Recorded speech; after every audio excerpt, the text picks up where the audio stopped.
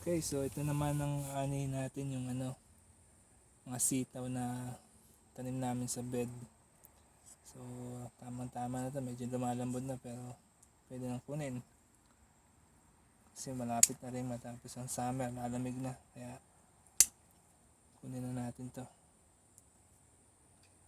So pwede namin stir fry, lagay sa sinigang,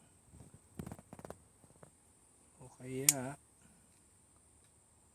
adobo. Ito kinain na ng ng pipino. May katabi siyang pipino, kaya nakikita niyo itong bunga na ito, pipino, pero maliit pa siya. Siguro next time natin itong anihin. So ito pang nasa taas, kunin na rin natin siguro to. Ayan, nilalanggam siya.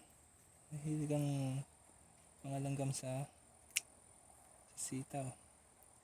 Ito pa, sa pang pares. Sa pares sa sitaw. Langgam na ako. Kakagatin siguro niyan. Ito pa, may subong maliit. Kunin na rin natin. So ito, siguro isang lutuan na to. Stir fry, fresh sitaw.